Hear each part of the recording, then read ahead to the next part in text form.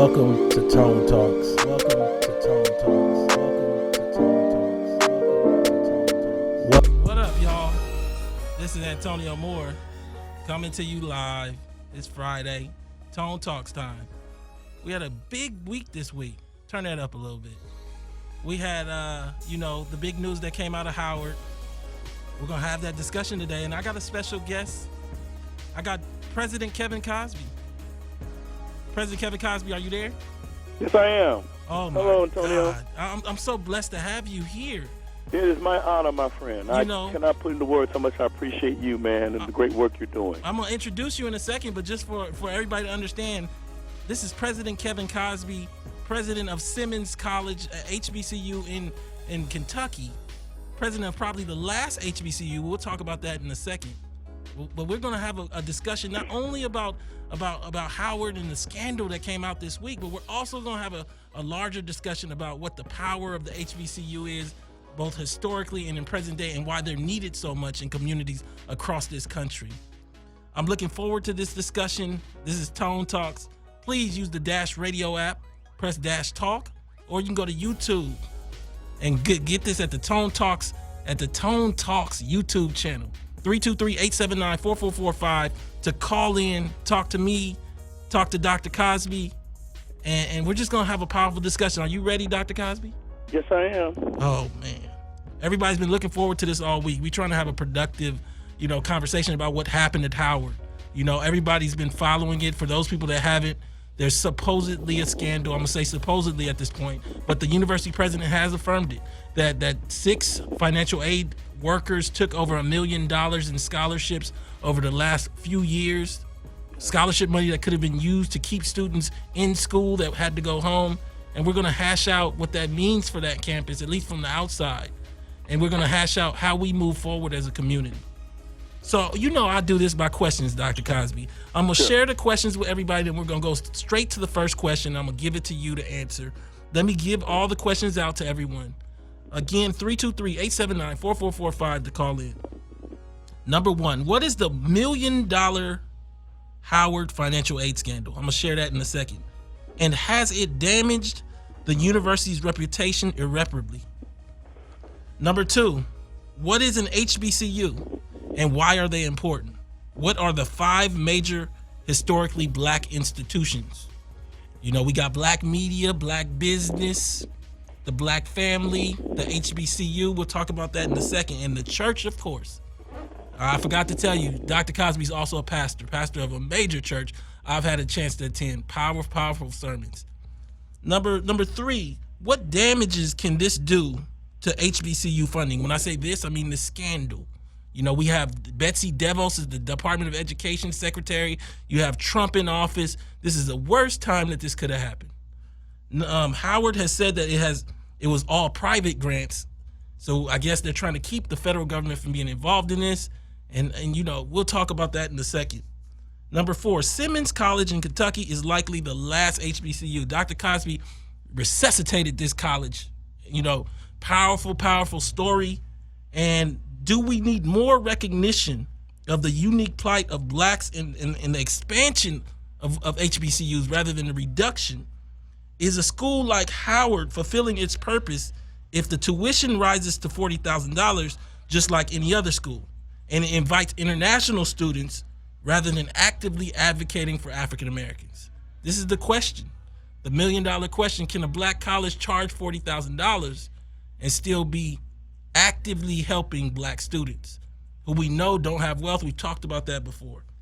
Number 5, looking at the fashion culture of Howard, exemplified by one of the supposed actors in this, one of the people in the financial aid office, Tyrone Hankerson. Mr. Hankerson, was running around with $3,000 minks and getting in Range Rovers, and we find out that it's financial aid money supposedly. So, what is the role of a culture of flossing in poverty on the Howard campus in this whole scandal? What is the cost of a get money culture during wealth calcification? We don't care if somebody did Herbalife or tax schemes or is involved in this NCAA bribing scandal. We just want you to have some money to be around us.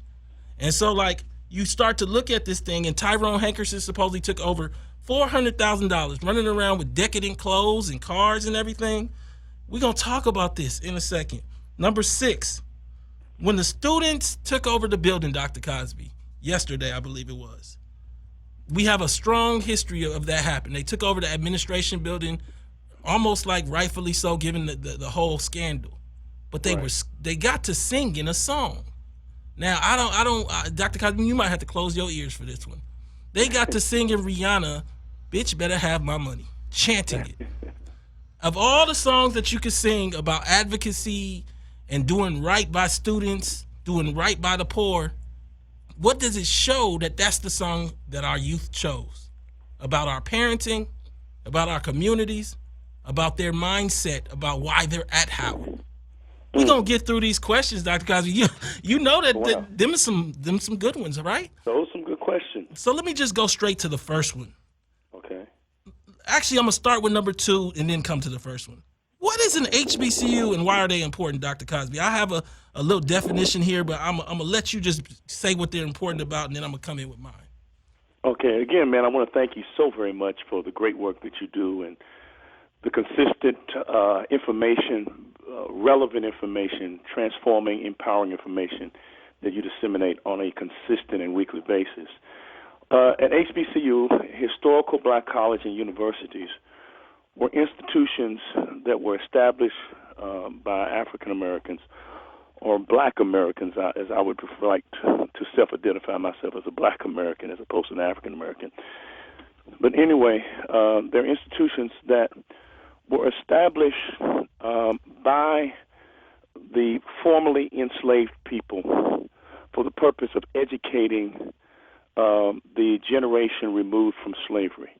In a real sense, Abraham Lincoln, and the Emancipation Proclamation and the 13th Amendment did not free the enslaved people. Lincoln and the 13th Amendment fired the free people. And the reason I say fired as opposed to free is because we were not given any wealth in order to truly be free people. But one of the things that the enslaved people did was they realized in order to maximize free life that they had to be educated. And so before the federal government started schools, blacks began to start schools on their own initiation. In fact, it was a racial groundswell, and men like W.E.B. Du Bois. Du Bois said that it was black passion to learn that gave birth to public schools in the South. It was before the schools had the government created schools for whites. Blacks had already began to educate themselves. In 1865, when slavery legally ended, or you might want to say officially ended. It really didn't end. It continued on to the 20th century. But there was only 5% of blacks in America that were literate. By 1915, 50 years later, 75% of blacks in America were literate. It is the fastest literacy rate of any people groups in American history. And what facilitated that literacy rate was black people were driven to learn how to read and write and start their own schools. And among those schools that they started primarily through churches were the colleges, the institutions of higher education. Now, it is a fact that the federal government founded schools, like Howard was founded by the Freedmen's Bureau. But in a real sense, you had black institutions or black people in black churches establishing their own schools. Like Morehouse was founded in the basement of a church in Augusta, Georgia. One of the schools that was founded was Simmons College of Kentucky in 1879.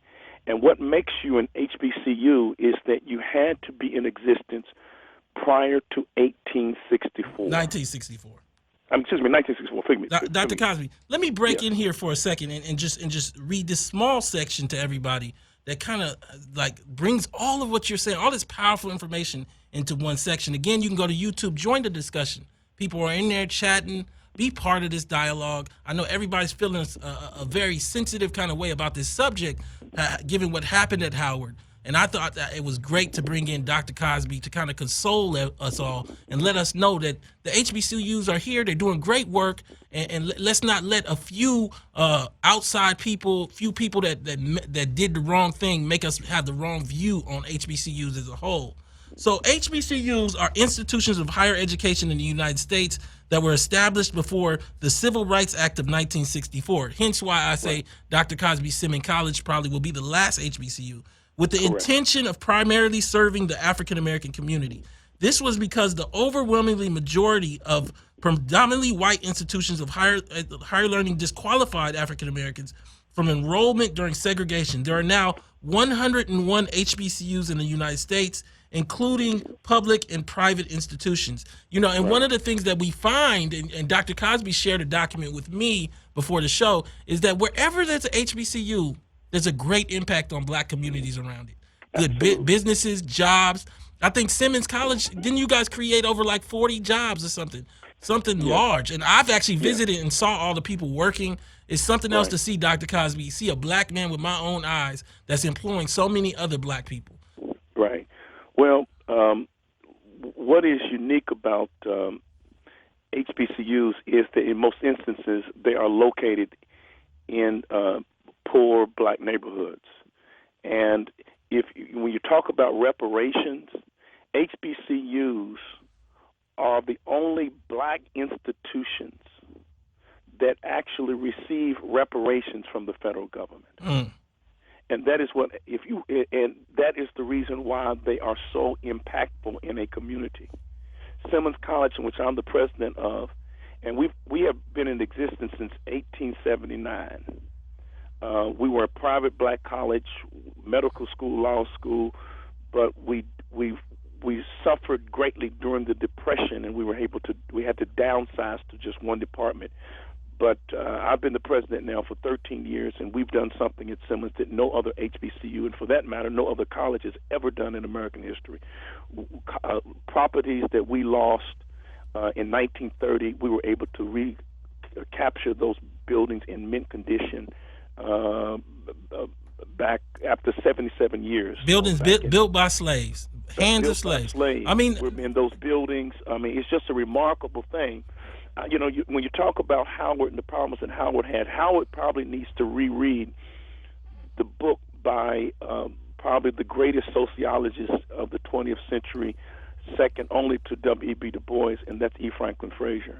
And E. Franklin Frazier wrote the book, The Black Bourgeoisie. And one of the things he talked about was a lot of conspicuous consumption on the part of the black bourgeoisie, and not being committed to black institutions. But one thing that HBCUs historically, if they're true to their mission, is they should be making education affordable for black people. They should be intentionally reaching the Dr. Cosby. I'm going to come. I want to come to that question. You, Dr. Cosby. Let me say this. I want to commend you for the work that you do in Louisville here on live radio, because I think that we need role models like you. We have far too many celebrity role models, and that's part of the problem that we saw when we looked at the whole thing that happened with the chanting in the office. Had they had you as a role model, they maybe picked a different song. And so, before I do that, I want to set up Howard. I want to do justice to Howard. One of my close friends, Yvette Carnell, graduated from Howard. I've had a chance to visit. I don't think you should speak on this school till you visit. It's something else to come into that campus and know the graduates. We have Toni Morrison, we have Thurgood Marshall, we have Zora Neale Hurston, we have Stokely Carmichael. Come on. We have Yvette Carnell, who everybody knows and loves, including Dr. Cosby.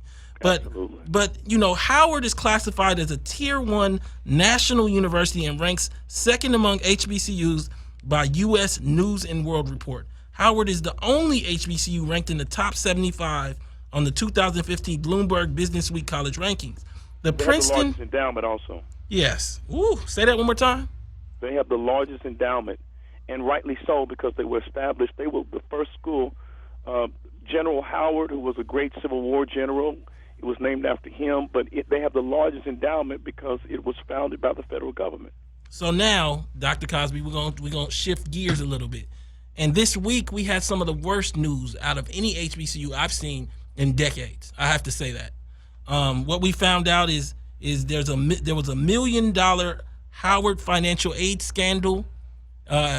Somebody inside of the office anonymously put it up on medium.com. Since then, that article has been removed. They put it, but Hip Hop Wired was able to copy the article before it was removed. I think it's only fair to share that article to the audience in peace, and then get you to give your opinion on this as well. So phony grants were allegedly created and awarded to financial aid employees who were also registered for university courses. In some cases, these employees qualified for tuition remission and therefore weren't charged tuition for their classes. Despite this, they still received large grants and scholarships that exceeded amounts generally awarded to normal students. These grants almost always exceeded legally allowed amounts. So we have somebody who gets a double reward. They're getting a remission and then they're getting grants. In 2013, for example, the Associate Director of Financial Aid, Brian Johnson, received tuition remission and despite this also received university need-based grants totaling $35,000 for 1 year and more than $68,000 for the following year. These grants are intended for low-income students who are in desperate need of assistance. Total aid received by the Associate Director neared $200,000. Unfortunately, however, this was not the last time a grant of that amount had been awarded. Between 2014 and 2017, another financial aid student employee, and this is the one everybody's been talking about, but it's not just him, Tyrone Hankerson. We have pictures of Tyrone with minks on and getting out of Range Rovers, jumping around like he a fashion model. He was repeatedly awarded $65,000 in university need-based grants. In 2014, Hankerson was awarded another $22,000 scholarship labeled as a mock trial scholarship. Sources who have been involved with the mock trial, including past leadership, say the team has never awarded a scholarship of that amount. And basically they said he took almost $400,000 supposedly. Dr. Cosby, what's your feelings on this? Well, it's very unfortunate because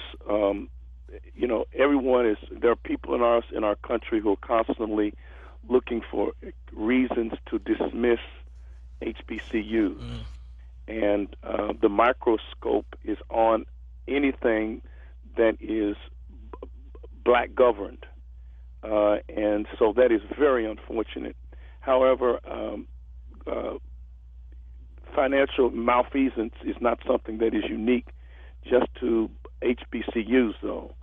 So there are a plethora, believe me, of predominantly white institutions, what's called PWIs, who have been guilty of financial malfeasance. But when black people do it, they credit it to something in our racial makeup, as opposed when whites do it, it's not something that is racialized. For blacks, it's always something that is racialized. So, that's very unfortunate that happened. Dr. Cosby, let me tell the audience again, join the discussion on YouTube at Tone Talks. You can get the Dash Radio app, press Dash Talk. But join this discussion. If you want to ask anything of Dr. Cosby, I have him here, or myself, 323-879-4445. The lines are open. Let's keep this discussion going, though. And I have to ask you, Betsy DeVos is the Secretary of Education. We know her history with charters and cutting down on big government. And we have a Trump presidency. Has this scandal damaged Howard University's reputation? We have a long-standing reputation of Howard standing as the maverick of HBCUs. From Thurgood Marshall setting the pathway to all of the other people I named earlier. What does this do to HBCUs, and can this be damaging in terms of funding? Well, it all depends on what you're looking for. I think that people who, prior to the revelation of the scandal, who were looking for a reason to dismiss HBCUs simply have more justification, rationalization for a position that they already had. So I don't think that ultimately it's going to change anyone's mind who already had a particular position on HBCUs in the first place. I think that it is critically important that Howard or any institution, black institution, operate with the highest degree of integrity. But I think that in spite of the lapses that Howard may be having, which PWIs have had, it is critically important that black people support historically black colleges and universities. And the reason why we need to support them is because let me add this, it's also critically important that historically black colleges and universities be true to their historic mission. And the historic mission of the HBCU is educating black people. And educating black people to be committed to the advancement of the descendants of enslaved people.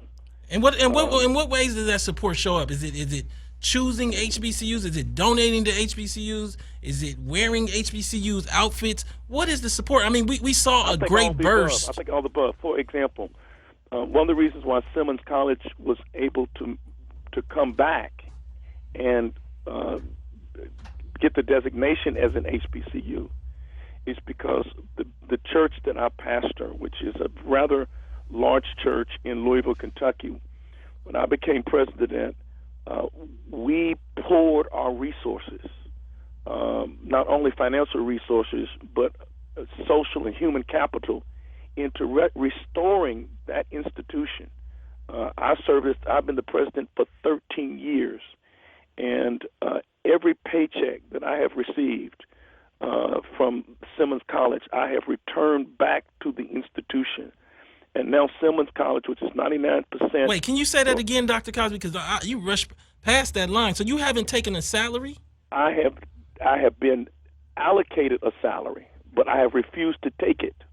I have given my salary back to Simmons College of Kentucky. See, and this is let me emphasize this. These are the stories that don't get picked up, don't get passed along, because we have a president of a HBCU giving back his salary, but we don't get that on ABC News.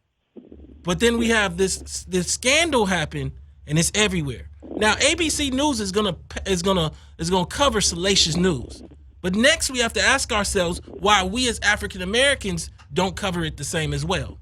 We have to begin to look at this thing and really criticize our whole setup. Let me read another section, but before I do that, 323-879-4445. I know this is a sensitive subject, but if you want to call in, you want to voice your opinion, you want to let it be known that you had an issue with this, as long as it's reasonable, please do call in. This is the next section that I want to read from you. It kind of has a small section from the president there, President Frederick, because they're calling for him to leave office. That's what the students were in there chanting for. They want him out. And what it said is, in February of 2015, Howard University President Frederick initiated a proactive review. So they've been looking into this thing for 3 years, of the Howard University Office of Financial Aid. In December 16, he was told there may have been some misappropriation of university-provided financial aid funds. He alerted the Howard University Board of Trustees, and outside auditors were brought in, and an investigation was launched. In May of 17, he learned the results. Over a 9-year period, $1 million in funds had been misappropriated. A student and employee to Tyrone Hankerson between 2014 and 2017 reportedly took over $430,000. And so I look at this thing, Dr. Cosby, and I have to ask the question, what role does the president play in this whole thing, or the administration? Was there a lapse here? Well, there was apparently, you just want to, the financial aid department, the auditors, the board of trustees in terms of them monitoring the financial reporting. You just wonder how something like that could happen. Sometimes I think one of the great challenges that HBCUs have is that trustees don't always function the way they should function. Sometimes I've had to deal with trustees who only want to be on the trustee board so that they can boast, I am a trustee of a particular institution, but in terms of their responsibilities to the institution, they're not always as engaged as they should be. And apparently, if this has happened, if this is true, what has happened, then the whole culture, the financial culture of Howard was a very loose financial culture. Now, I'm not a Ronald Reagan fan by any means of the imagination, but he did say something to Mikhail Gorbachev that I think is very true, and that is, you got to trust but verify. Mm. Yeah, and what's none of us can actually say what happened inside of that office, but the report said that this is the associate director that was actually received $200,000. That's Brian Johnson, the associate director of financial aid, supposedly received that. So what's a trip is looking at this in a broader scheme. And again, every once in a while, I run into a topic where it's so sensitive, people kind of are apt to kind of not pick up the phone and call. And you welcome to call. If you don't want to call, me and Dr. Cosby going to have a great discussion that you can share and learn from. 323-879-4445. What I want to do is pivot the discussion. But before I do that, I think I want to go to a commercial break for a minute and a half. I want to keep you on the line, Dr. Cosby, and keep this thing rolling.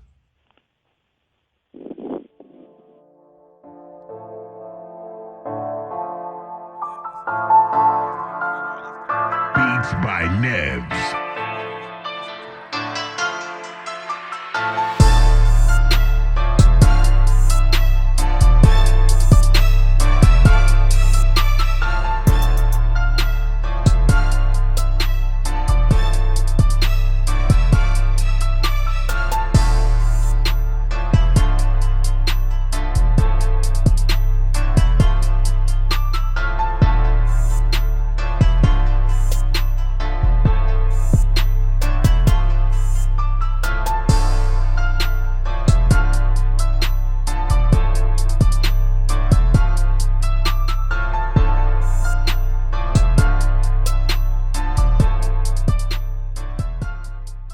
Hello, what's up, everybody? I'm back. I did a short break. Dr. Cosby, you there? I'm here. All right, we got a caller. I'm gonna take this caller in. We're gonna see what their opinion is on this. Caller, what's your name? Where are you calling from? Hey, this is Dale from Upper Marlboro, Maryland. Hey, Dale, thanks so much for calling in. What's your opinion on this topic? It's messed up what was going on, but up here in Maryland, we had on the news, they had a guy that worked in the office that said that he reported some things wrong, but the way it was handled. What office are you talking about, so everybody is clear? The financial aid office at Howard. Okay. Just making sure that we're specific. Go ahead. Continue with what your opinion. Right. He said that he reported some wrongdoing, and the way that it was handled, it made other people afraid to report anything going further. And he said it came all the way from the top. Oh man, that's a sad state. That's that whistleblower. You got to give people space to be able to say things. Right. Is there anything else you want to say? Phone lines are starting to light up. I want to give everybody a chance to speak. That's about it. All right, thank you so much. Let's take the next caller. Caller, what's your name? Where are you calling from?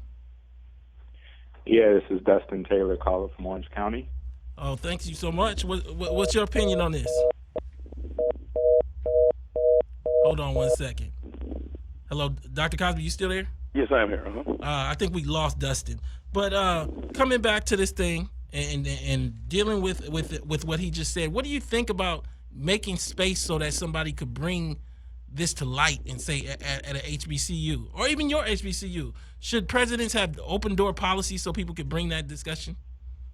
Yeah, I think that the more transparent you are, the better off you are, and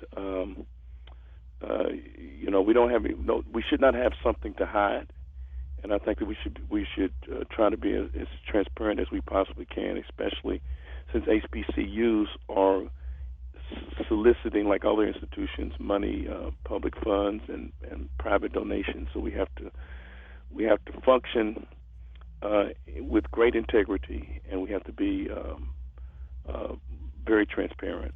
I have another caller, Dr. Cosby. Let's take this person. Caller, what's your name? Where are you calling from? Hello? Hello, this is Dustin from Orange County. Yeah, I think we got disconnected, Dustin. What's your take on this thing? Yeah, I was saying I'm a graduate of Xavier University in Louisiana. Congratulations. So I truly understand the importance of attending a HBCU, being surrounded by people who look like you, who are equally motivated as you. And, it's just very supportive. It's disheartening to hear about what's going on with Howard. But one thing that I can say is that, as a student at a HBCU, you have a very intimate relationship with the financial aid department. Like, they know you, they know your mom, they really get to know everyone. And it's kind of hard to imagine something like this happening without some kind of oversight, without someone catching it. Well, let's pause for a second. The interesting thing about this is, at least by accusation, this isn't just like a random Tyrone Hankerson. Even though we're catching this as media, I come back to this article that indicates we're talking about the associate director of financial aid. So it's not. This doesn't seem just a matter of catching it. We go back, and I wanted to share with everybody. BillMoyers.com, they interviewed somebody. They interviewed Tyrone Hankerson in an article about struggling students for Howard, and this was done some years ago, maybe about a year and a half ago. I want to share a section of what Tyrone said, which is so ironic if he's taking money at the same time. This is the article. Tyrone Hankerson, a graduating senior at Howard University, is in a particularly good position to see the impact of today's student loan debt crisis firsthand. Even though he managed to head into graduation without student debt overhanging him personally, that is because Hankerson has a work-study position in Howard's Office of Financial Aid. There, he deals directly with students trying to pay for their college education and prepare for the debt that they are taking on. This is his statement to BillMoyers.com, is, for many of my classmates, their families simply do not have the financial resources to pay for college. What I have witnessed in my role are determined students who try their hardest to find a way through. I mean, the irony for him to say that while he is taking grant money the way he was, it's just a sad state of affairs. And we really got to come to a point where this isn't just about oversight. This is about a culture of get money at any means. I understand that wealth is calcifying. I've talked about that on this show. So many of us are believing that we're going to be millionaires, talking about millionaires. I did a piece with Matt Brunig. I share it with people at times, and I think it's relevant right now. Black America doesn't have many millionaires at all. We have 380,000 families worth $1 million or more, primarily boomers, and that's out of 20 million families. While white America, 15% of their race is worth over $1 million, and you have 1 million families over $10 million. But I believe that we want to look like we have $1 million and are willing to do anything from selling Herbalife to setting up tax shops in poor neighborhoods to becoming super capitalists on institution campuses that were designed and built to open doorways for other people behind you. Is there anything you wanted to say on that topic, caller? Because I know you had a powerful statement about HBCUs. Yeah, I mean, it's because of HBCUs that I am where I am. I'm a family physician because of a HBCU, because of Xavier University. If it wasn't for that school, that would have never happened. But one of the things I think about in this situation is, what exactly does a HBCU prepare you to do postgraduate? What is this? Maybe this behavior is reflecting the fact that what comes after a HBCU, like what is the work version of a HBCU? For example, for me, going into medical school, that prepares me to be a doctor, but it doesn't prepare me to open a shop, to open a clinic, to basically get the business started so that others can come behind me and do that work.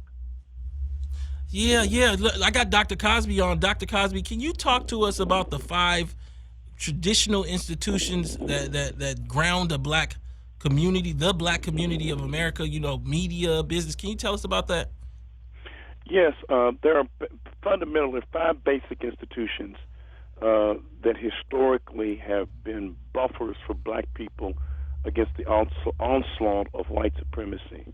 And to the degree that these institutions are strong and healthy is to the degree that the black community is strong and healthy. And those institutions are the black church. Now, when I say the black church, I know that's a lightning rod statement, but I'm talking about the historic black church that W.E.B. Du Bois talks about in his book, The Souls of Black Folk, in which he's talking about the black church as a sociological institution. Regardless of whether you are theistic or atheistic, the black church historically has played a major role in the history and the development of black people. So the black church is one institution. Secondly is the black family, strong black families. Thirdly is black businesses. Fourth is black media. And fifth is black schools. And one of the things that black flight out of the black community has done, it has made the black community to a great degree deinstitutionalized. I would also posit that we've been deinstitutionalized because of the economic conditions that black people have found themselves in, which we have to have financial agency in order to have strong institutions. But until we can reconstitute these institutions, especially in black communities, then black neighborhoods will continue to experience great social isolation. Dr. Cosby, let me break in here for a second. I want to keep this caller on the line. Caller, you still there? Yeah, I'm still here. Because it's great to have you on the line because you can speak to what I'm about to bring in. Because it's great to have a student, and we have President Kevin Cosby. How many presidents? You know, my show is at 7 o'clock. I'm in L.A. Dr. Cosby is in Kentucky. So it's 10 o'clock there. You know what I'm saying? For him to be on the line with us, I thank you so much after a full day of helping students and doing whatever you have to do. But what I'm looking at is a fashion culture of Howard, exemplified by one of the supposed actors, Tyrone Hankerson, jumping around like he's in a fashion model, running around in a Range Rover, walking around in a mink. So in his social media, what is the role of a culture of flossing and poverty on the Howard campus in this scandal? What is the cost of a get money culture during wealth calcification? Are you willing to sell Herbalife to your best friend when you know that that's going to be money that they lose for you to pay your rent? Tax businesses that are basically short-term loans at high interest rates. NCAA bribing scandal. You work at the university, basically trying to get blacks to come play college basketball for free at Alabama or UCLA or wherever you work. You know, they pay you $250 to sell the dream to another black kid. And so I look at this thing in context of a 2011 Huffington Post named article that named Howard the second best dressed college in the nation. Think about this for a second. BET says this: for decades, the Yard, talking about Howard's Yard for those people that haven't been to Howard, and it's quite a spectacle. I'll say that coming out of UCLA and visiting for about 2 or 3 weeks. For decades, the Yard has been filled with ambitious ladies and gents flaunting their unique brand of style. It's no wonder they've, as of late, drawn more attention to their funky looks, with the nation's first lady redefining what it means to be black and stylish. This is when President Obama was in office. Can you give me your whole thing on this, caller? I want to hear from you, and then I'll go over to Dr. Cosby. What is your thoughts on Howard becoming a fashion show? Well, I think that's kind of a joke. I mean, you got to think about, the fact that they actually shine a spotlight on that. Like, there's a reason why the media has an article about that versus, say, the graduation rate or the average GPA of a student or what students go on to do after graduating from Howard. Like, why would there even be a story that focuses on fashion versus all those other concepts? Well, part of the reason is because of Tyrone Hankerson. See, like, I think that we got to get honest that, you know, like I went to UCLA, and when I visited Howard, people were wearing $500 pieces of items. I had never seen nothing like that on my campus. And I got millionaires on my campus. So you have a fundamental culture built out of social media. I was sharing. Did you get a chance to see the video from yesterday, caller? That where they took over the building and they started chanting Rihanna's "B Better Have My Money." That I didn't see. Yeah. The students took over the building, and I don't have no problem with that. We have a long history of that. But they didn't take over the building and start chanting any Black Power songs. They chanted "B Better Have My Money." And I think that what we got to get honest about is Tyrone Hankerson is not an individual acting alone here. We had a community that said, Tyrone, that Range Rover is fly. Tyrone Hankerson had a videographer, Dr. Cosby. He had somebody that followed him and videoed him looking rich on financial aid money. Wow. And so I think that, you know, caller, I'm gonna let you go. I appreciate your call because you've been so powerful. I'm gonna let you go now. And Dr. Cosby, I'm gonna okay, thank you. Please stay tuned in. Dr. Cosby, I'm gonna come to you. You know, I know you deal with a whole nother set of students and what they have as means, but like, what do you think about that? Like us making college a fashion show? Well, you've spoken on many occasions about the toxic impact that Black celebrity culture is having upon the psyche of Black people. Is it possible? Is there a possible connection between the two? Oh, there's absolutely a connection. Let me take the next caller and then I'll explain that. Caller, what's your name? Where are you calling from? DC. Okay, make sure your background's turned down, but I'm going to talk to Dr. Cosby for a quick second and then come in with your opinion. Yeah, absolutely. Okay. You one of the things that we have as a problem is we're a Toys R Us group. We don't want to grow up. So we go to these colleges and then we still follow Jay-Z. And I'm not saying nothing wrong with going to the concert or hearing the song, but I'm talking about mimicking him to the point where we don't look at our own parents. We don't look at Dr. Kevin Cosby as role models. We want to wear the chains of Migos. Howard Homecoming, you know, you got somebody like Migos or Rick Ross performing. Rick Ross talks about cocaine and crack. And he stole the image from Freeway Rick Ross. I'm saying as a whole, you have this melding of celebrity culture with the high academic level of Howard, and what you end up with is a mishmash called Tyrone Hankerson. Caller, what's your opinion on this? Well, one thing I want to say is thank you, Tone, for all the work that you do. I really appreciate you and all the work that you do. But there's something that's missing from this whole perspective, and that is I won't just blame Howard. Yeah. People don't understand the culture of Washington, D.C. Okay. That's one of the things that's missing from this whole perspective. The need to have agency in this city is stifling.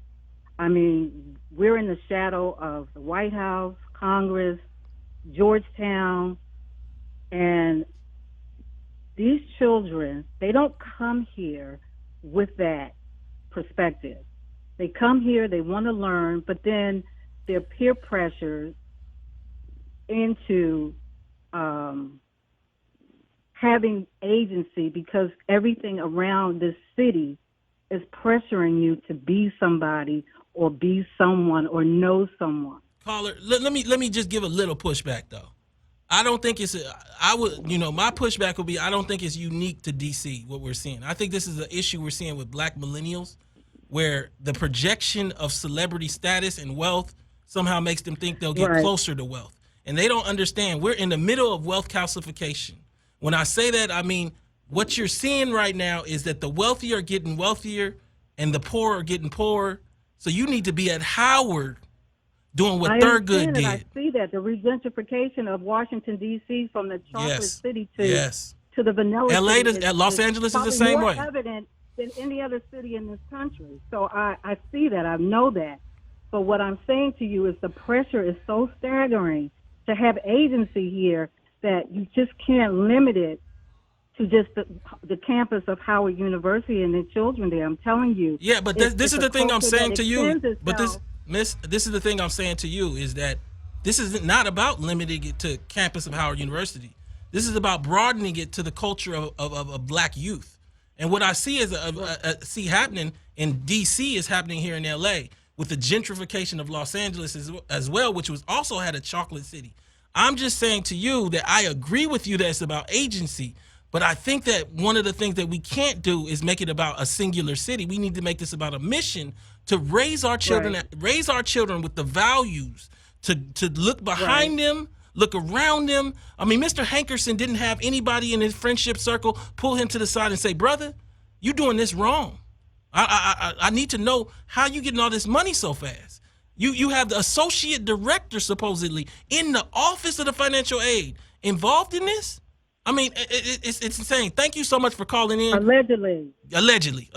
But I mean, the president has reviewed it, and it's becoming more than alleged. It seems like. But I'm gonna tell. Thank you so much for calling in. Caller, what's your name? Where are you calling from? Hi, this is Rosalind from Simi Valley. Rosalind, let me take a commercial break. I think I'm having an audio issue, and then I'll come right back. Thank you.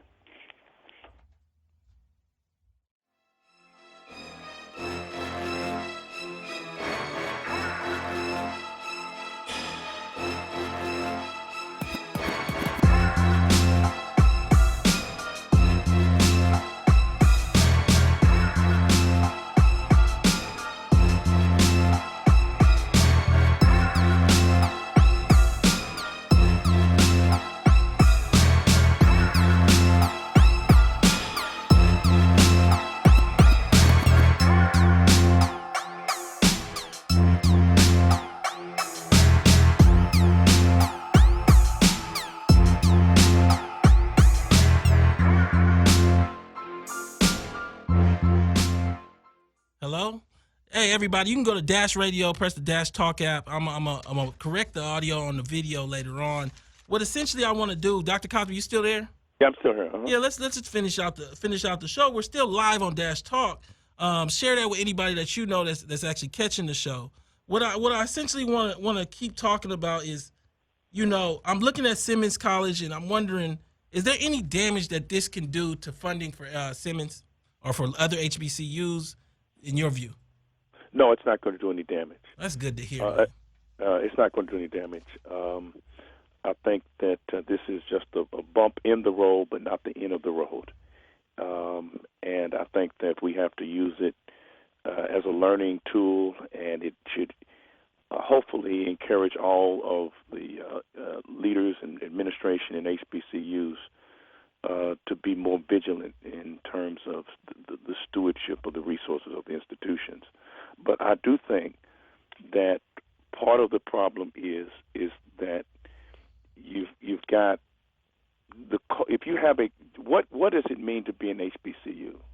I think that's what we have to define. Dr. Cosby, let me bring in the caller. I want you to finish this thought. I'm just going to put them on. Caller, what's your name? Where are you calling from? Oh, I'm calling from Long Beach, California. And your name? My name is Z. Hold on 1 second. Let me let Dr. Cosby finish his point, then I'm going to take your point. Okay. And that is, we have to define what it means to be an HBCU. Blackness is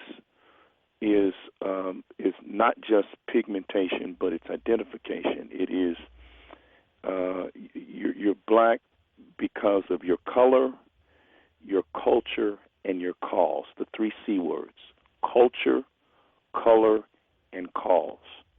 And I think that many black kids, because they have been educated in institutions prior to going to college, that are white institutions, they sometimes get the culture piece down, and they get the color piece down, but they don't have the most important C that really makes you black or a black institution. And that is that you have a cause. Your cause is the advancement of black people. And it is possible for HBCUs to experience mission drift and have mission, what's called mission leak. And not be true to the reason why it exists.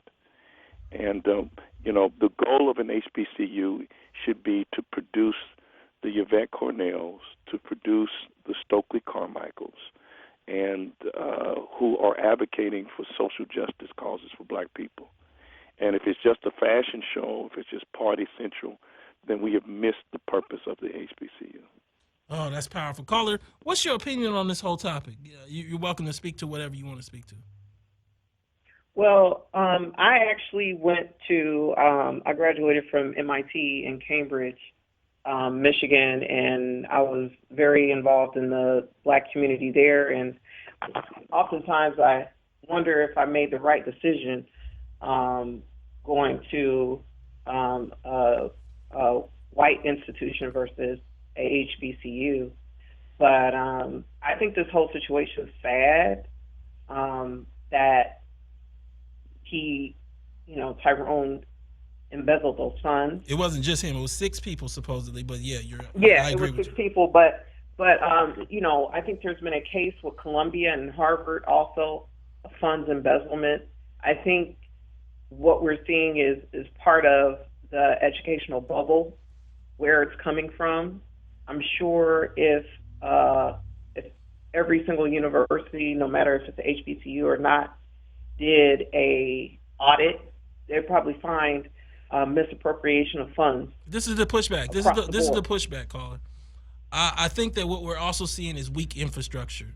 Maybe Dr. Cosby can speak to this. I agree with you. I don't think, I worked at UCLA in the financial aid office, and I'm going to say I don't think that the setup allows for somebody to get full tuition remission and then receive a grant of that size. Like, I think that what we see in other universities, at least my experience looking at the fraud cases, is over receipt of gifts from, say, Sally Mae, trips from Sally Mae. This is another scale, and we got to get honest about that, because what we've been trying to do is dance around not only the core reason that these people did that, but how high up it went. If it is true, meaning we're not talking about one individual that just did a dirty job. We're talking about an associate director. We're talking about a work study aid student, and whoever else is involved, taking hundreds of thousands of dollars. And I just think there's a balance between being aware of the fact that this is not only Howard, but also being aware that the scale of this shows that there's severe issues with infrastructure at this institution in regard to financial aid. I agree with you. This whole debate with, the gun control and everything that happened in Parkland, Florida, knowing that the FBI was notified about this guy before he went on his rampage. I think across the board in this country, you have a whole culture of lack of integrity and people not examining processes and procedures in a more detailed manner. I think this lack of attention to detail and integrity not only affects the inability of us to enforce laws that are already in place, but not find those safeguards. I completely agree with you, but I think just the whole mentality of it leveled up. Caller, thank you so much for calling. I'm going to let Dr. Cosby answer you off the line. Thank you. Let me respond to that, and that is that you're totally right that sometimes when you go to an HBCU, one of the complaints that I receive as the president of HBCU from prospective students and parents is that we don't have in place the faculty and the staff in order to provide students what they receive at PWIs. And that is the historical legacy of black enslavement and black Jim Crow and black poverty. These black institutions are struggling. In fact, one thing that should happen to all HBCUs, I'm a strong proponent of reparations and justice. Blacks are due reparations in this country. But for those who fight against and push back against reparations, because they say, well, that happened to your great-great-grandparents. Well, the fact of the matter is HBCUs like Fisk, like Simmons, like Morehouse, like Spelman were founded by formerly enslaved people. So these are institutions that are continuing today that have their origin with the slaves. So one of the ways that we can pay due justice to the slaves is by investing in the institutions that they established that are still in existence. Dr. Cosby, you know, we're coming towards the end of the show. I was thinking of taking another caller, but I think I'm gonna allow you to actually start to tell us a little bit more about what your work is at Simmons College, what your vision is for HBCUs as we close out. My vision for an HBCU is to educate kids with the tools they need to be successful in life, but also to orient kids to be committed to the cause of justice for black people. So if you come to Simmons, 99% of my students are black. If you come to Simmons, not only are you going to get a good education. Wait, pause for a second, Dr. Cosby. You said 99% are black. What we have to understand is there's been a big problem at some of these larger HBCUs of you know, looking for dollars, which they have to.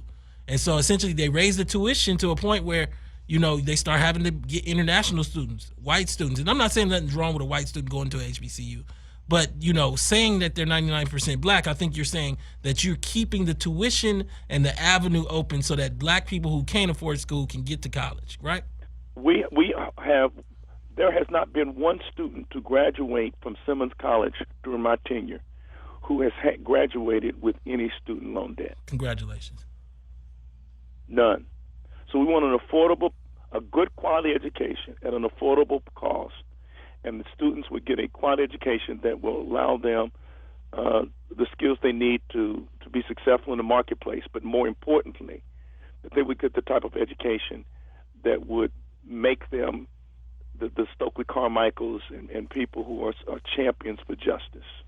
Dr. Cosby, let me say this. I appreciate you coming in. I think this was a week where we needed to hear this. All of us needed to hear this from you. This message that HBCUs are pushing right along, that you're here for us, that Howard is here for us.